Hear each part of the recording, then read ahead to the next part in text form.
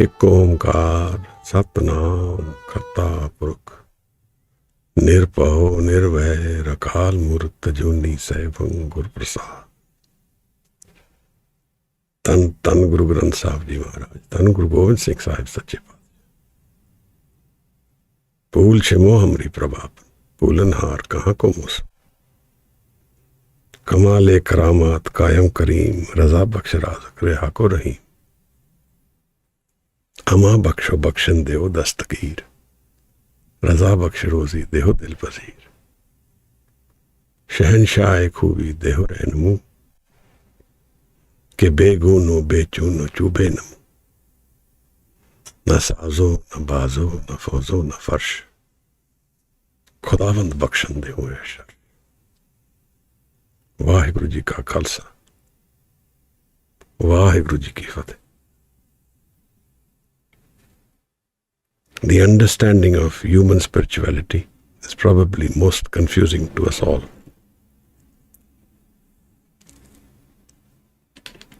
We live in different planes.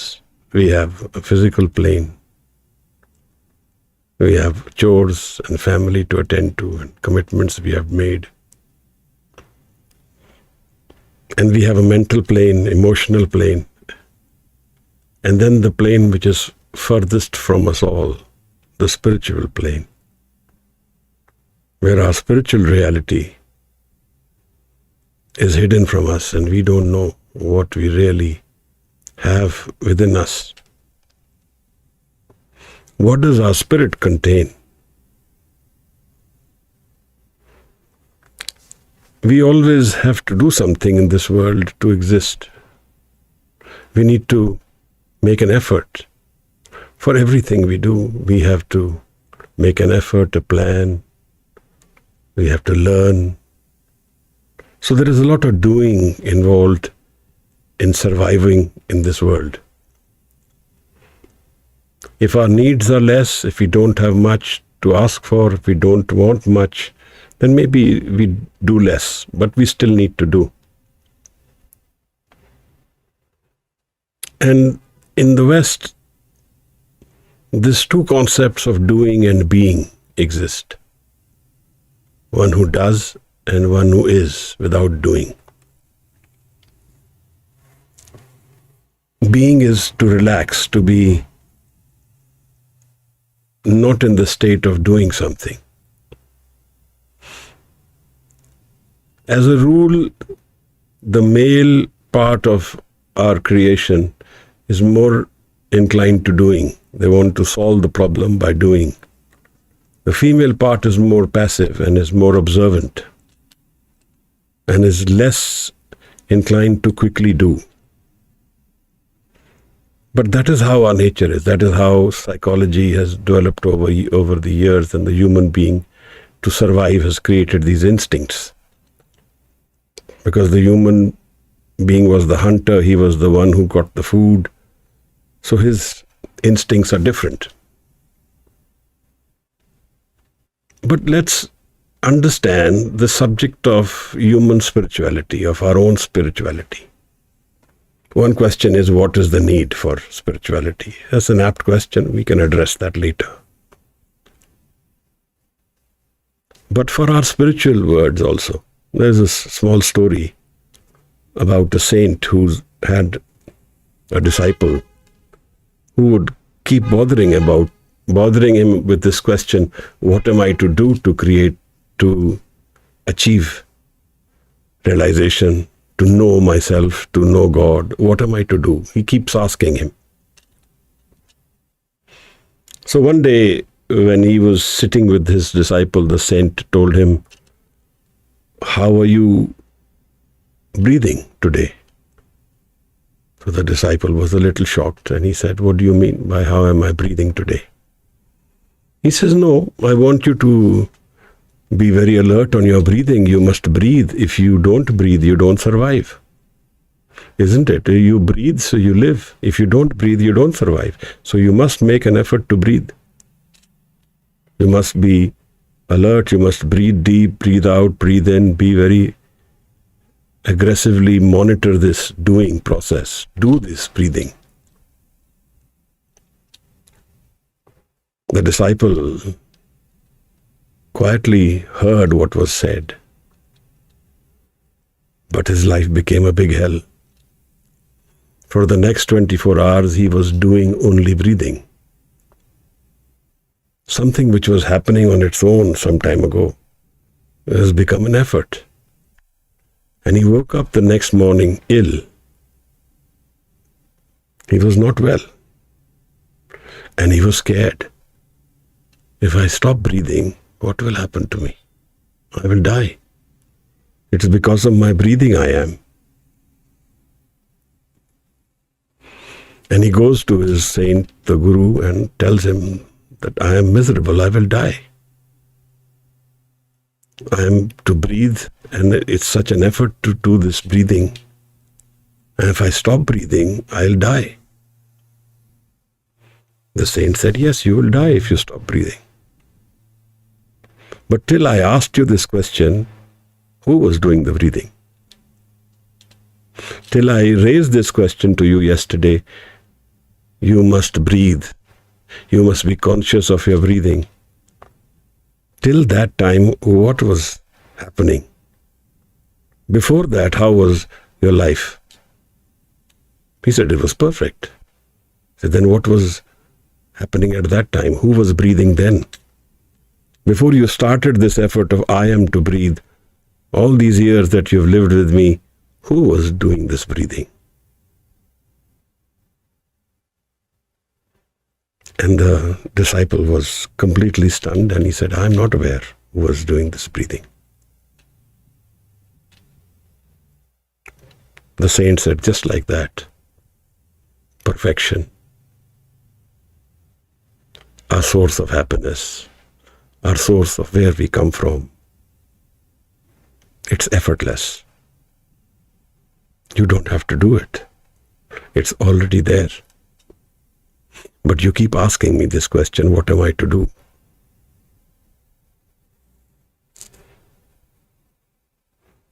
He said, go out in the garden and look at the garden, look at the flowers, and get me one which you find beautiful. And he gets him one of the nice chrysanthemums, azaleas, something he really likes. And the saint says, have a look at this flower. Do you see any imperfections in this flower? And the disciple says, I can't make out any imperfection. It's very beautiful, it's very shapely, it's very perfect. It's very beautiful and attractive. So do you know why these flowers exist?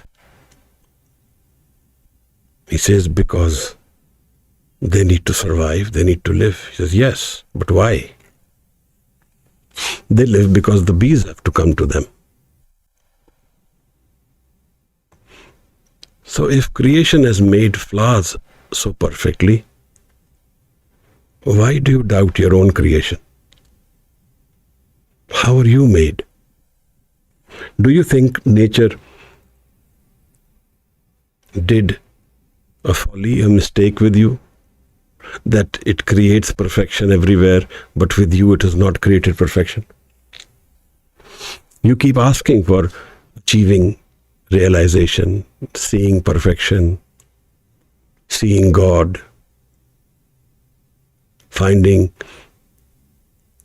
that happiness which is unconditional, love which is unconditional.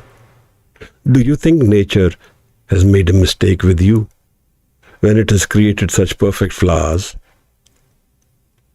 Would it create an imperfect you? And if he did not create the imperfect you, then where is the perfect you? What is the need for you to search, seek, wander, to find yourself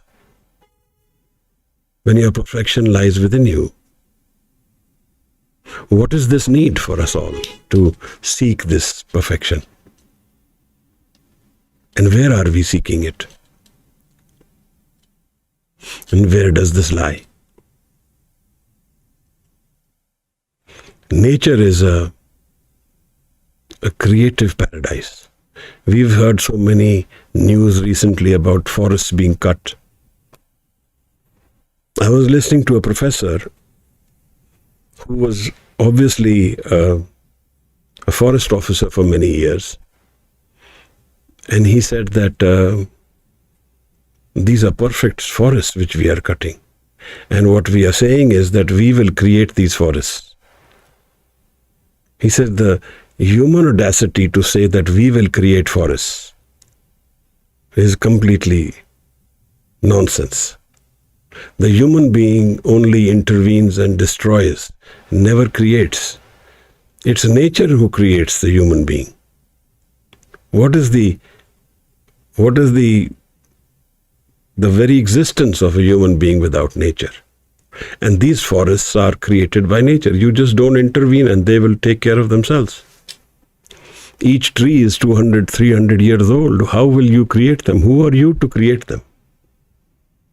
These forests exist, he said, for so long that many like those who claim to have created these forests have come and died and become dust of these forests.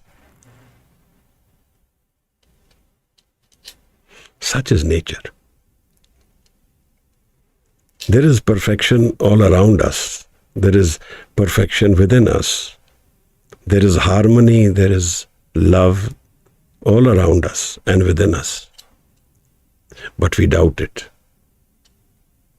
We doubt this surrounding element. Guru Nanak Sahib calls this hukum. He says there is a hukum in all of creation. There is a flow of this hukum. There is a presence in this hukum. And all creation is hukum. I think one of the most confusing things which we all face is the understanding of the concept of hukum. And actually it's not the understanding. It's the knowing of hukum which is more relevant. Maharaj has given this hukum as an answer to the most apt or intense question in the Guru Granth Sahib.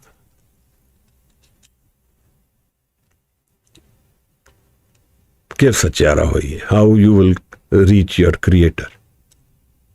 How will the wall of falsehood around you, this corrupted wall, break, go away? How will it all happen? He says, Hukam Radai Chalana. Walk the steps of the Hukam. Walk the steps of the Creator's perfection. And whatever is your role in this life, Nanak Likhya Naal, what is written in your booklet, your mind, your orders of your mind, you keep those with you. Those are to be lived in a different plane. So both the hukum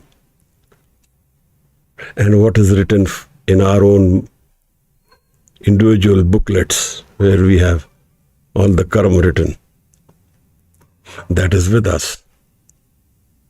These two are to be lived, and they are two different planes. In the Nanak Likhya Naal, Maharaj says, you have to do.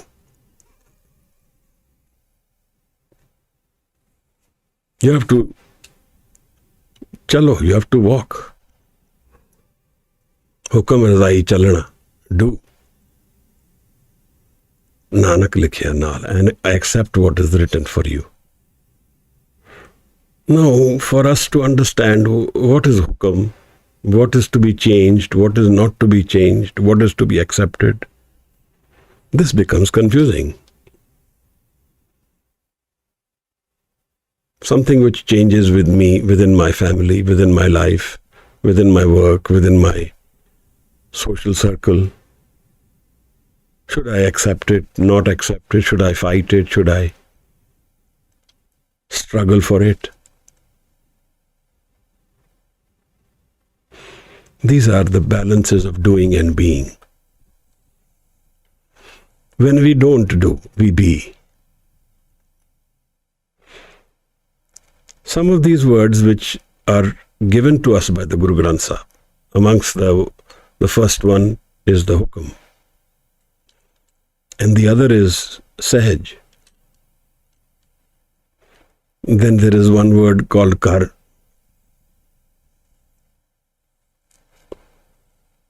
And the fourth one, which is most apt for us to understand hukum, for us to live hukum, for us to know hukum, is thir. When will I be thir?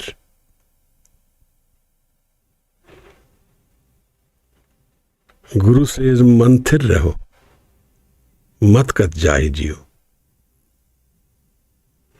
Thir kar baiso, har jan pyare. Satgur tumre kaaj savare.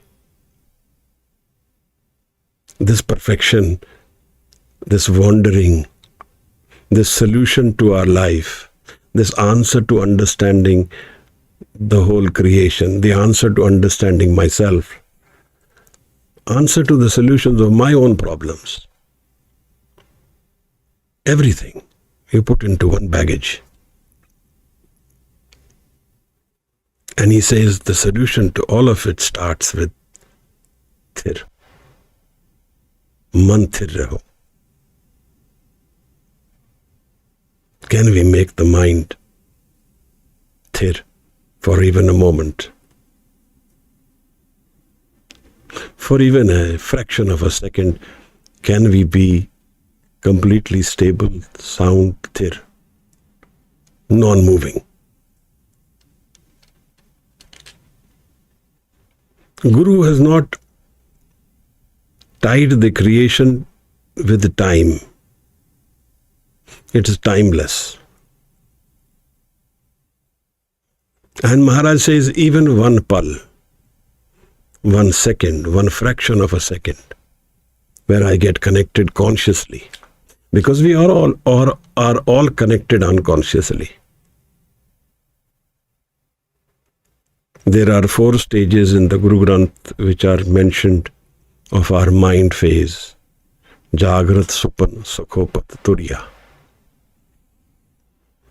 Jagrat is when we are physically awake. When we are awake and the man is a special state of being. And that requires a certain understanding of connection to the Guru. Certain tirtha, stability. Maharaj says Jagrat Supan, then this sleep state where we dream. And Sakhopat is the third one. In the Jagrat and Supan, the ego, the me, the I, is the dominant platform. In the Sakhopat, it gets dissolved. Sakhopat is the deep sleep, where I have even no dream, no movement. It is thir. The man is actually thir, unconsciously thir, without doing thir, without knowing thir. We don't even know we have become thir. We don't know we are connected to our own source. Sometimes you sleep for 10 minutes and we feel we've slept 8 hours. Sometimes we sleep 8 hours and we feel we haven't slept at all. We've found no rest. The rest comes from this Sakhopat avastha. The man gets connected to its own source unconsciously. We don't even know it's connected. But that's how life exists. We all exist because of that Sakhopat state. If we are not able to go into the Sakhopat state, we cannot live. Not even for a day. We can live without food. We can live without water, even without breath to some extent, but never without the sleep of Sakhopat. We don't know this Sakhopat state. To bring this Sakhopat state into the conscious level, that's the realization, where we have connected to our own source. like the mind gets dissolved in its deep sleep and the ego falls unconsciously. If that falls consciously in the awakened state, then that person has transcended death and found his or her own source. That's why we see this need for us to do comes from this urge of trying to solve our problems in doing. What kriya should I do and I will become realized? What way should I sit straight, sit at an angle, hang from the upside down? What do I do? Because without my doing, nothing happens.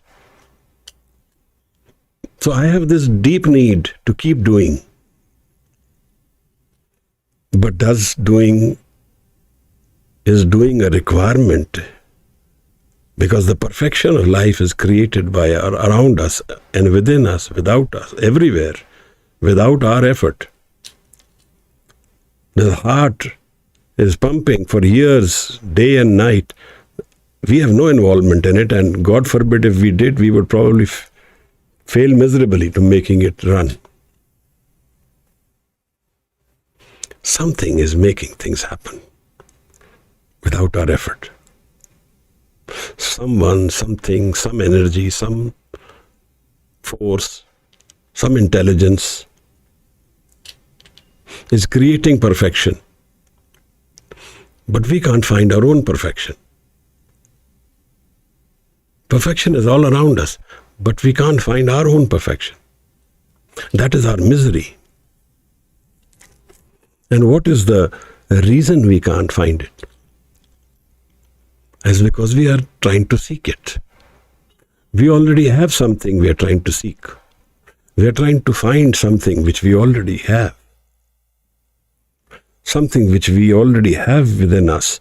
We are trying to find it outside.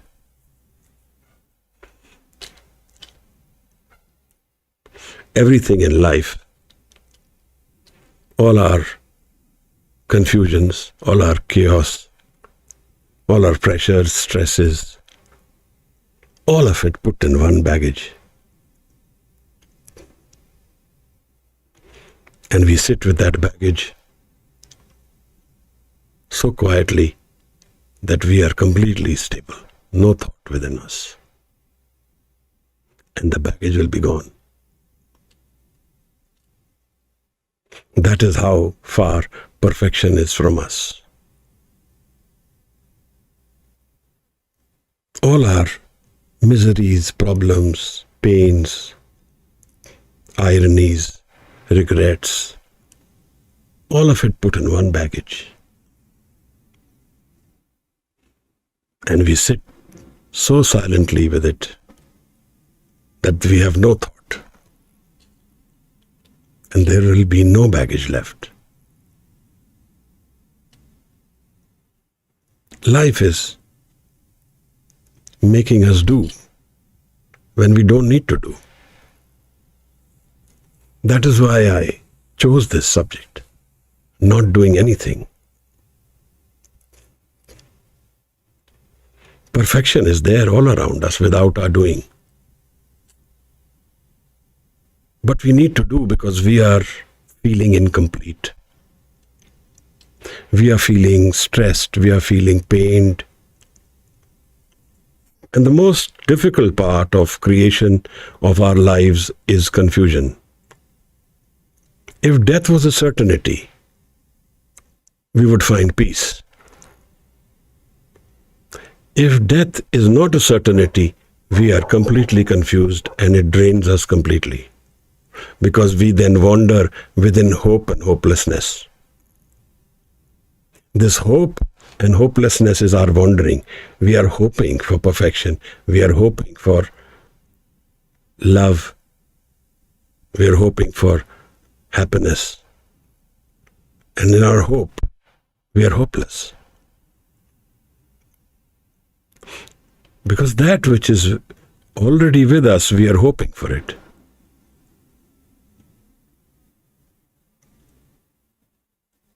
we have not understood what our own mind carries with it. We have not understood the nature of I and creation. We have not understood that this lifespan which I hold in front of me, the problems and all the issues which are surrounding me, constantly one after the other, none of them are giving me solutions. Where do those answers to this life problems lie? The confusions lie. Will it be solved? Will it not be solved? What will happen next? If it gets solved, I have another problem. If it doesn't get solved, I rot in the misery of this one issue for a lifetime. I find no escape. And where is the escape? Where is the understanding of life? Where is the reasoning of these problems?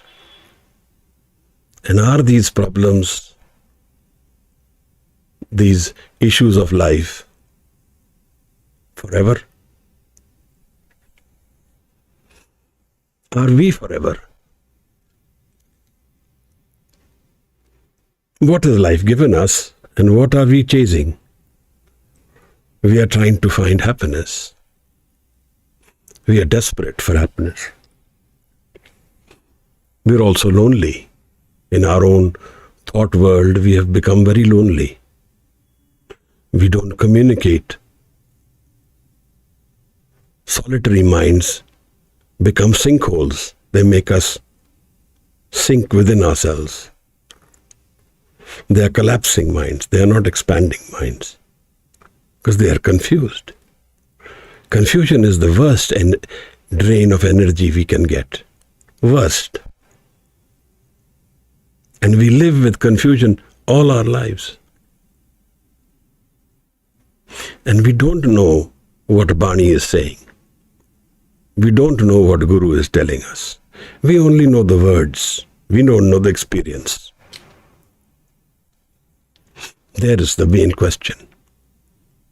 And then what is the need for Guru? And what is the goal of this life then? All my lives I will leave these problems, and then what will happen? Where will I go? What will happen to me tomorrow? How will I survive? What about death? We don't even think of death. We are so absorbed in our day-to-day problems, day-to-day miseries. Death doesn't become a question for us. We think this is our life and this is what we need to live. So the mind is constantly churning, constantly wandering. And there the pain is intense. And then we avoid the pain. And the more we avoid pain, the more pain will come. Whatever in life we don't face will keep increasing. Whatever we suppress will increase.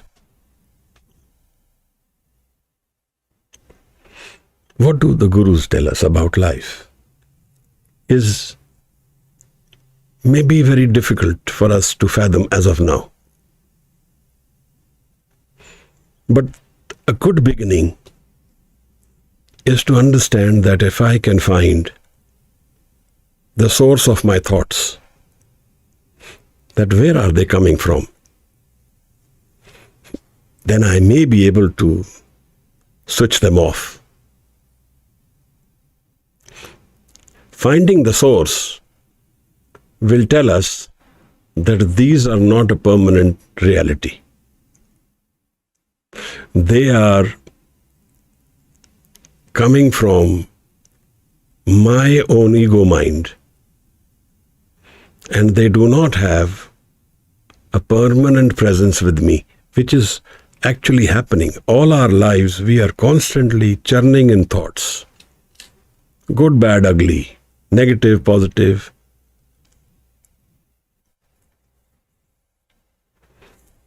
In all religions, which I have studied, I found Taoism to have the same hukum concept.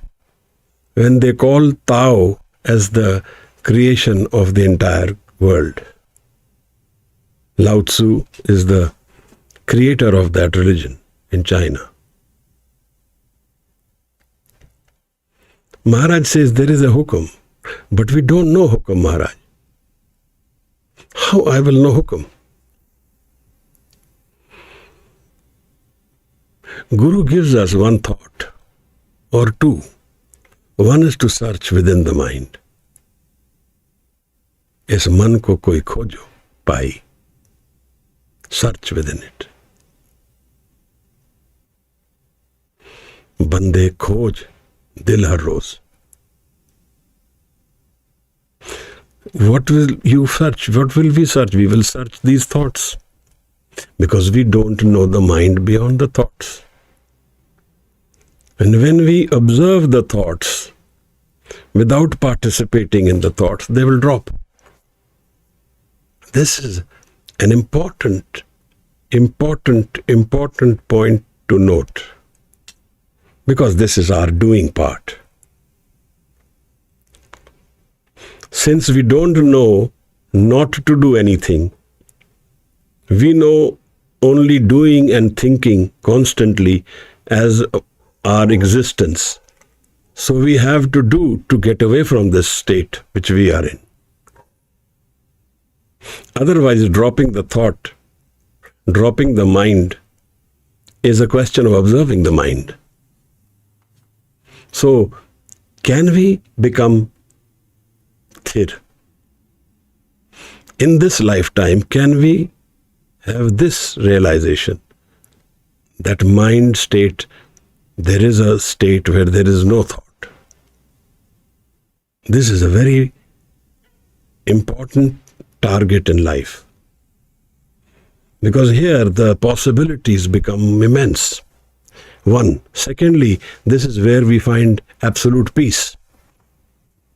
The peace comes only when our thoughts go away. What is troubling us more than our issues are our thoughts, the fears, possibilities, the confusion, and the chaos.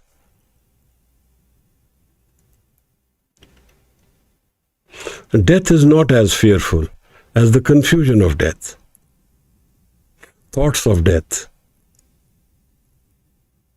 and the imagination of death.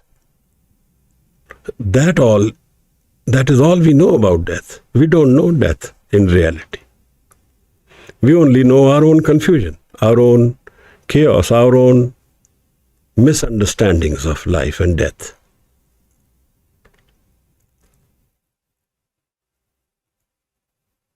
When we know death, that's a different paradigm altogether. Then we know our mind. If we can search the mind, then we are actually searching for our own death. And we are seeing what happens at death. Because the mind gets dropped at death. It stops doing. And if we stop doing, then we know what happens at death. What is life today for us? It's our body, family, society. This whole idea of this exercise of our careers and businesses and families and society and friends and foes, and this is all that there is life. And where is this taking us? Where does this physical life actually take us?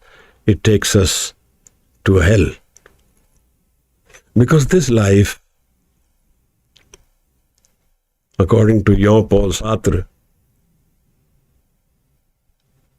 this is the other life. We live this life with reference to the other. His car is bigger than mine. His house is bigger than mine. His children have achieved more than me. These are our thoughts about life. And in this comparison, we create our own targets of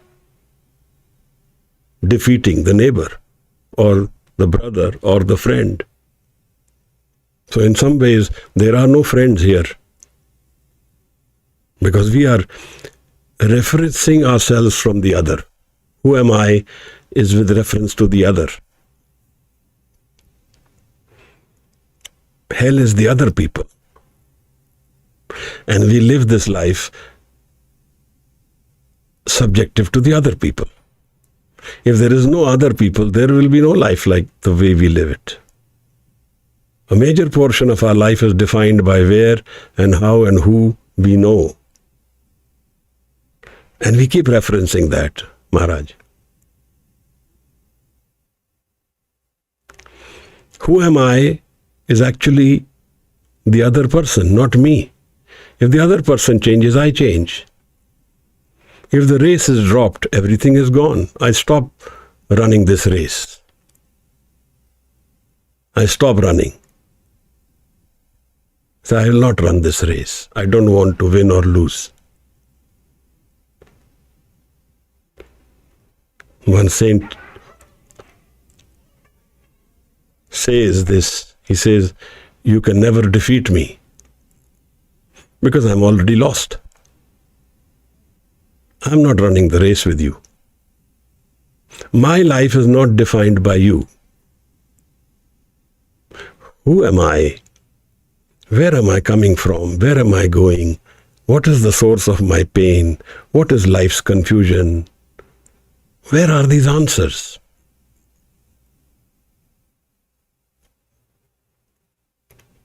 फिर कर बैसो हर जन प्यारे, सतगुर तुमरे काज सवारे. This is one line. Meditate on this. Dhyan. Dhyan starts when we stop thinking. Till as long as we are thinking, we are flowing in thought mind. Moment our thought mind drops, we are in dhyan. And dhyan means consolidated intense energy, mind energy. And the mind is created by whom? By the Creator. And our thoughts are created by whom? By me. So the imperfection of the mind are the thoughts of the mind. It's not to say that thoughts are a wrong thing. Thoughts are a tool. We use thoughts to analyze.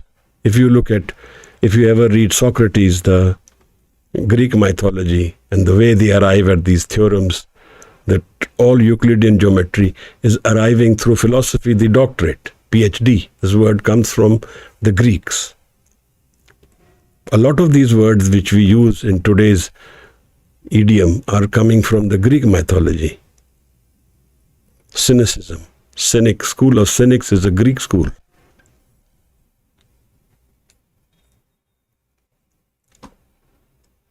So the thoughts are a tool, but we don't know how to use this tool. We are being burnt in this oven by these thoughts. And the reason for that is his desire. We desire something. And the reason for that desire is our imagination that desire holds our happiness. This is all how our life is flowing. We imagine this is how we will be happy. I wish I have this relationship. I will be very happy. What happens post that is a separate story. But that is our imagination. We imagine and we live through that experience in our imagination. The relationship could actually be good. But it is our imagination which is defining life for us. Whether it is actually good or bad becomes immaterial if our imagination takes over. And after some time, we get bored of it.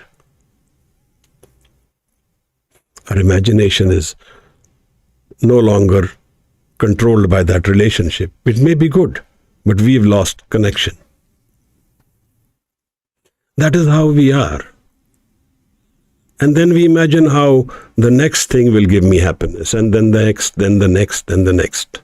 Only this happens. I remember when we were growing up, every year was our imagination. In our imagination, that year was the most critical year. 9th, 10th, 11th, every year was a critical year. That is how the pressure of society is built upon us. And that is draining. But what does the human mind hold within it? If a flower in a garden is so perfectly created, assuming the human form, the human creation is more flavored, more empowered, then what does the human life hold within it? What does my life hold within it? What can I find to find my solutions, to find my answers, to find my ways from my confusion? Where do I find these answers? And then I go seek a guru. I'll look at a body, clothes, a judgment of a guru is as haphazard as our judgment of our own life. This one person I met, she says, there is no life after death. So how you are so certain? Either you have died and known it. How can it be your certainty? Maybe you are right. You can say, maybe there is no life after death. But what if there is? And how you are so certain there is nothing? Have you seen beyond death? Because if you have not, then you are making as big an error as I am making when I am saying there is life after death.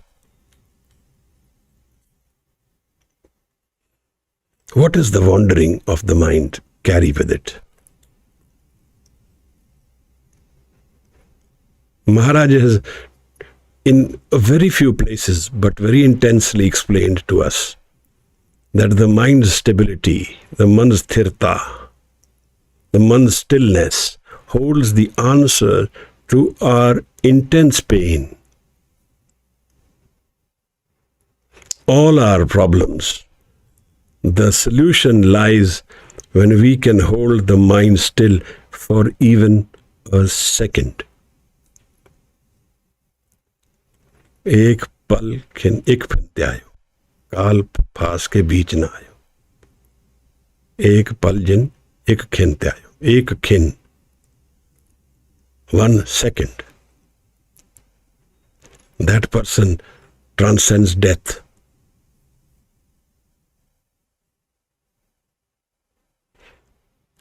It is very far away for me to talk about gurus' lives, because those are actually different world lives, in a sense that we are very far away from what guru's vision and living of life is.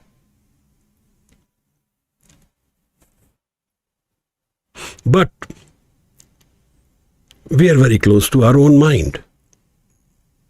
We are very close to our own pain, our chaos, our need to keep thinking, keep doing.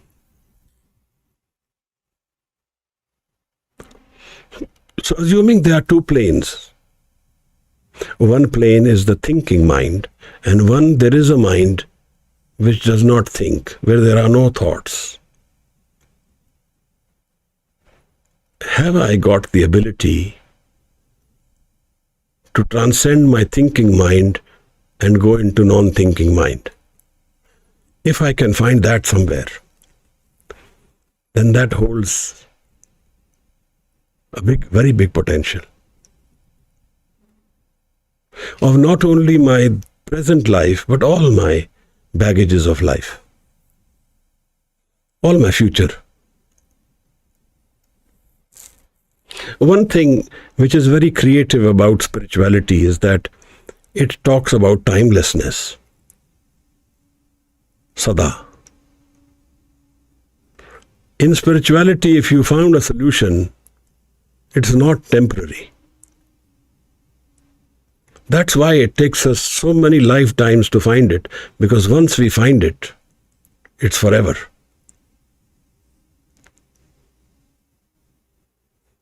The happiness is forever, the love is forever, the meeting is forever, and there is no conflicts, because in the thinking world, opposites define life. Good is defined by bad, high is defined by low, far is defined by near. Good, the rich is defined by poor. Beauty is defined by ugliness. So it is all interdependent. No creation will exist in absolute, in the physical sense. That is why in the physical reality, it's not that perfection which we are seeking doesn't exist in the physical. Happiness exists with sorrow. Pleasure exists with pain. So when we go and seek one, we have to be accepting the other. So hukam or thirta has to do with an attitude of acceptance of life. Whatever there is, everything that there is in my life, all the confusion, the pain, the sorrow, everything, I accept that it is there. Whether it goes away or not, let's leave that aside for some time.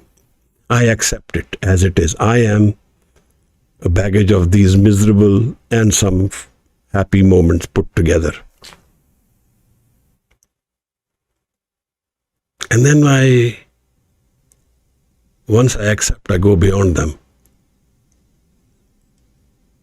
Because all this struggle of my life is to resist this pain, to resist these confusion, to say that I am not going to be painful, I am not going to be unhappy, but they are all surrounding me. All these emotions are defining me constantly.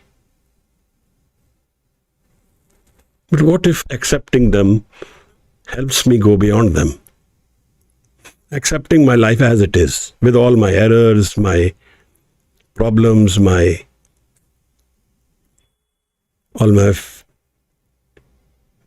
all the wrongs and rights which I've done, everything put together. I accept. I am an erroneous person. Because all of us are erroneous. Life in the physical, for humans, we are all erroneous. This is how the ego is. Ego is an imperfect creation. And it is pain and pleasure put together. That is why he says that transcending the ego is understanding of life. And I cannot transcend the ego on my own. And that's a very far away reality. This is how, when we look at Guru's lives after this, understanding the concept of the man, of thir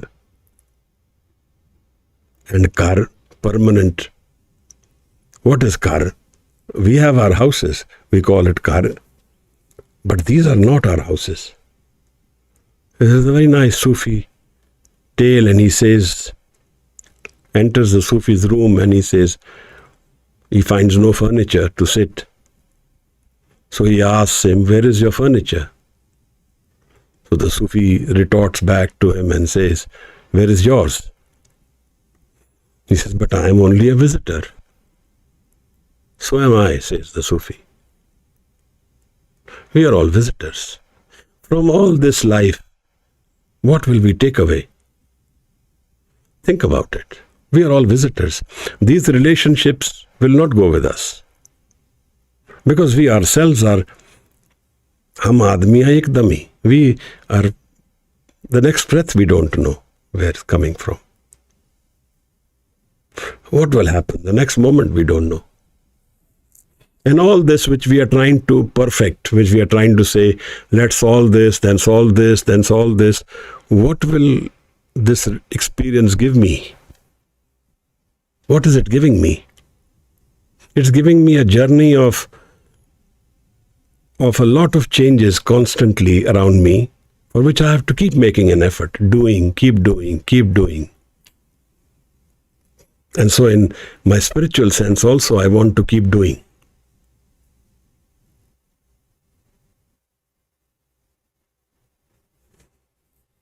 What if there is a situation where I can find ekagrata? Ekagrata means ik. When the thought becomes one, there is no doubt, two. There is no movement. And there's so much peace. There's so much stability, calmness, with all the confusion, with all the problems. All these family situations, business, career, education, all this is going where? This is like we put fuel in our car for a journey. It's to be used in the journey. But where is the car going? Where is our life going? We need to have a certain element of stillness in our lives to know what is life and where it is going. Their car. And we will find a car, a house, within our mind, which is not a temporary house, which is our permanent resort. So what happens at death? We wander. We collapse. The mind collapses in itself and it becomes a small light in itself, not visible to this eye, but visible to the mind's inner mind, to the inner dimension. And that travels where it is attracted to, where it wants to go. But it is guided by the main principle of hukum, of karam. So, depending on how stable the mind is, that much time it will take to take rebirth. The more stable it is, the longer it can wait.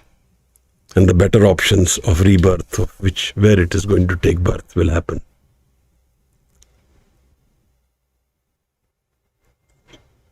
But Maharaj, one thing to be understood is that this stillness of the mind needs our effort. And if you know what I'm trying to tell you now, is that when we do kirtan, suppose, in dhyan, when we listen to the kirtan, and we do it, we don't have our eyes open, we do it meditatively, then it takes us into a thoughtless state, gives us those visions slightly. That's why Maharaj says, Gaviye suniye. Sing and listen. Man rakhiye pao. And when you find love, that is your home. Our home is love. Unconditional love. When there are no conflicts, where there is no doing, there is no need to do. It is our home. It's like we go out for work, we go out shopping, we go out to travel, we come back home and find rest. We don't do. We find peace, we find rest, we are relaxed. We need to waste least energy because we know where we need to go. It's our home. where we have dropped this movement.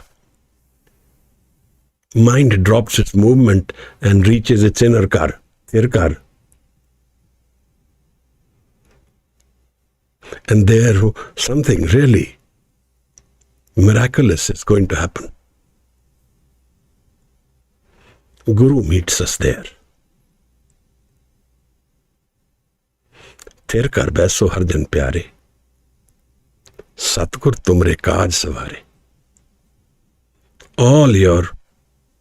All our issues of life, all our issues are solved here. Kaaj savare, sab kaaj.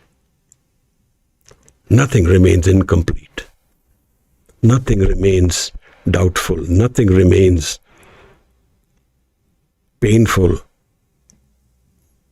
Nothing remains sorrowful.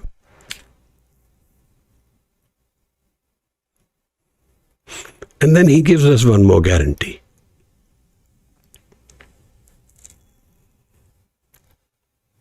Teri bakshna mete koi. Nobody intervenes in this presence of the Guru in our lives. Nobody can. If somebody can, then his or her authority is more than Guru. Sadgur ka dilasa. Guru confirms this, that nobody can intervene in this connection between Sikh and Guru, in the Tirkar.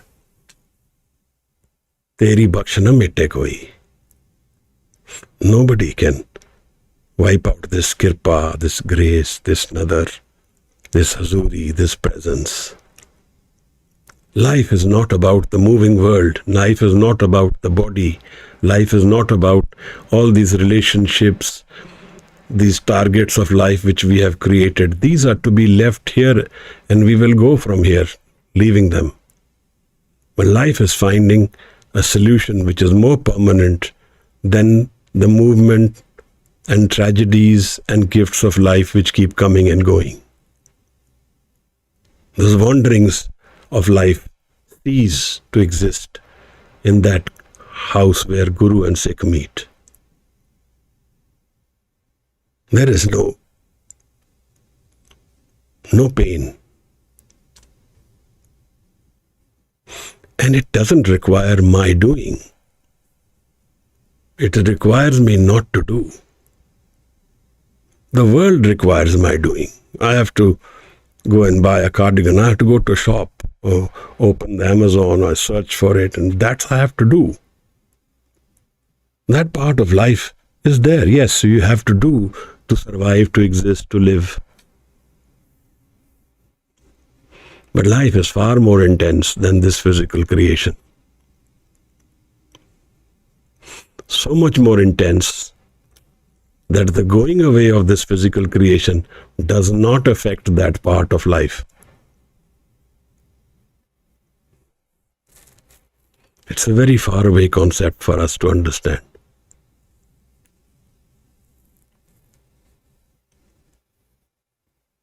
But here, when we are visiting Guru Tegh Bahadur Sahib's 350th year, it's important to understand what Guru's gift to us is, what Guru and Sikh's relationship means. It's not the mere physical meaning. We can define it like that. We can say Guru and my relationship is in the physical realm, and my physical needs and problems and desires, I will take intervention from the Guru, and that's it. We can do that. But that will be like giving away a diamond for a few pennies. Because this life's solutions, where everything is constantly changing, that this life doesn't have those answers for us. We are seeking permanent happiness. We are seeking that happiness which we can have forever, sada. And this life does not give us those guarantees. It does not give us that option.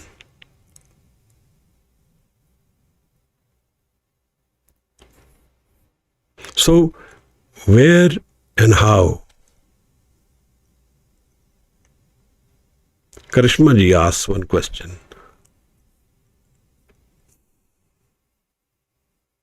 Let me read this. The one question, the idea of not doing anything brings about an existential crisis where everything feels meaningless.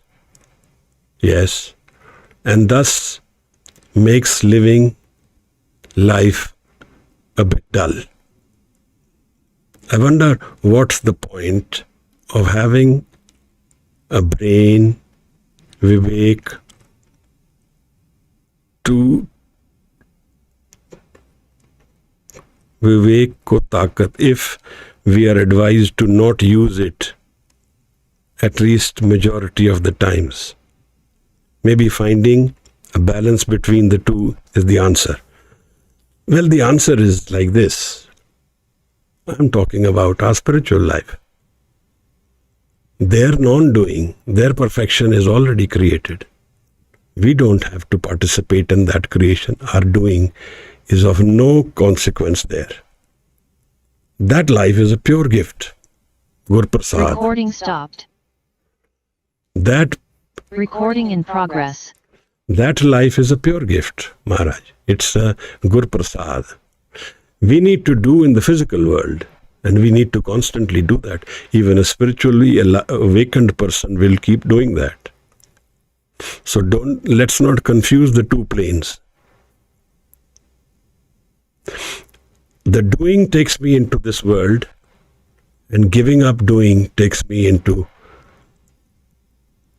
that world where peace, love, joy is my state of being. So when I say non-doing, not do anything, I don't mean it in the physical plane. I mean it in the spiritual plane. First of all, the most relevant question which I would like to address is, can I not do even for a minute? And when I say not do, means can I even stop thinking for a minute? I have no thought. Because the thought is my ego source. My ego is the source of my thoughts. And my mind exists beyond thoughts. And that is the perfect mind, created by the Creator, my source mind. Am I aware of that mind? To be aware of that mind, I have to be thoughtless for even a fraction of a second. And then the peace, the love, the answers, the solution to my problems, they all lie in that mind. Am I going to be able to do that? Not think. Non-thinking. Fir kar baiso. So this is what I hope you understood. You have a response. Okay. I'm glad you. If there is any issue, please.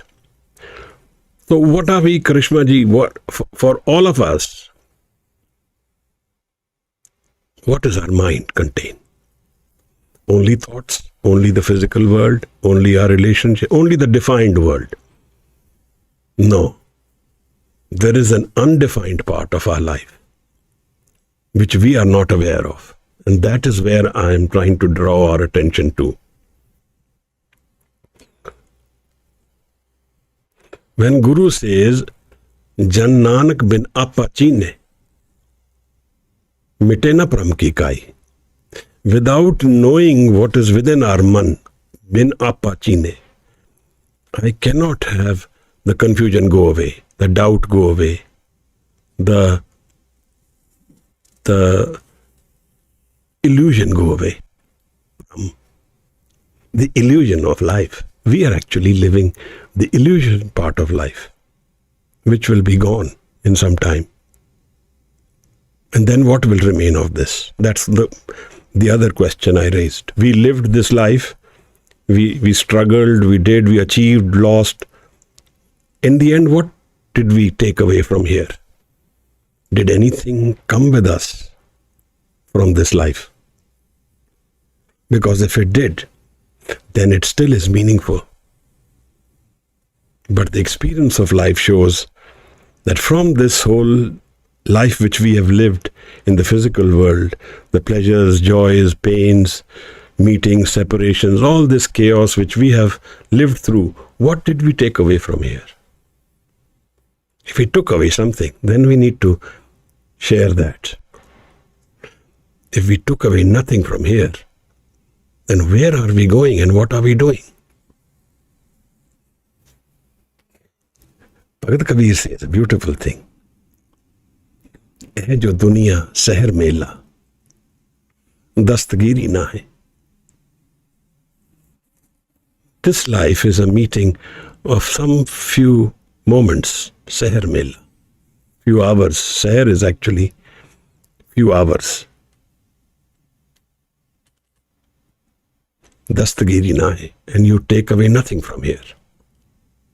दस्तगीरी. Nothing comes in the hand which you can say, I have taken away, tangible. Then what is life? That's what I am driving to. That answer to this life lies in the stillness of life.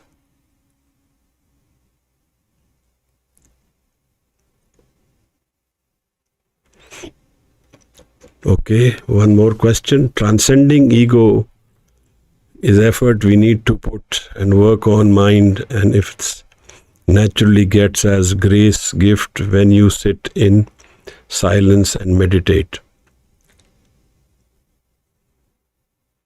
Sometimes imagination is useful. Sometimes imagination is completely misses the point, because that world is beyond our imagination. What will happen in transcending the ego, and what effort we have to make? That's the whole question I'm trying to bring to you today. The ego can't be transcended by my effort. I can only still my mind. And my still mind I offer to the Guru.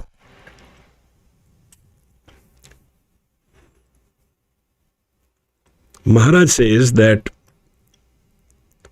Save करत होवे नह कामी, तिसको होत परापत स्वामी. When the Sikh has offered himself, his mind to the Guru, only then he meets the Guru. And what is the mind? It's our ego. We cannot transcend the ego. We don't have the ability to do that. We only know life through ego. If we give up the ego, there will be no life for us.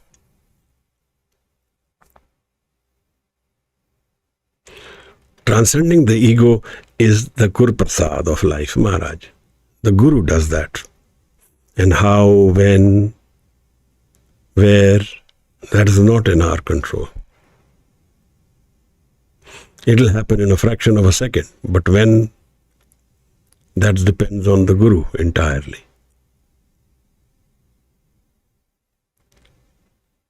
Then the other thing, Maharaj, that this ego mind which we carry within ourselves is our life. The Guru can only help us transcend this, but we need to still it. Therkar is what he is inviting us to. That is why he is saying that you still your mind. That when we offer our mind to our Guru, then the Guru graces us. When our ego mind, when we meet the Guru, when we make a barrier of our ego, we don't still our mind. The still mind, just think for a moment, when there are no thoughts in the mind, where is the ego? There are no thoughts, then who am I? That thought is also not there. There is no thought. There is no ego. So the still mind is egoless mind. And to drop this ego, the Guru makes us transcend it. He gives us the Guru Prasad. How, when, where is completely in Guru's hands. But Guru Prasad is the door to that life which has no death, which is Amrit, where there is no pain, no sorrow, no loss. That life is a different world of the mind. And there, wandering ceases and rest comes through samana, meaning merging with the source. मन बेचे सतगुर के पास, मन बेचे, बेच दे. That's how you meet the Guru. मन बेचे सतगुर के पास, ते सेवक के कारज रास. सेव करत होवे न कामी, तिसको होत परापत स्वामी. So non-doing, effortless creation is where we need to target. Still mind is where we need to go. With these thoughts, I culminate today's talk on not doing anything and meeting the Guru. If you have any questions, please put them up. We can discuss them. Otherwise, let's finish the session with Anand Sahib Maharaj. Somebody can volunteer.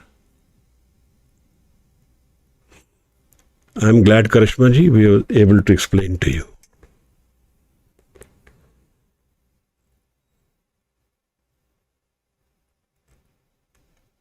Maharaj Kirpa Karan. Vaheguru ji ka Khalsa, Vaheguru ji ki Fateh. Thank you, everyone.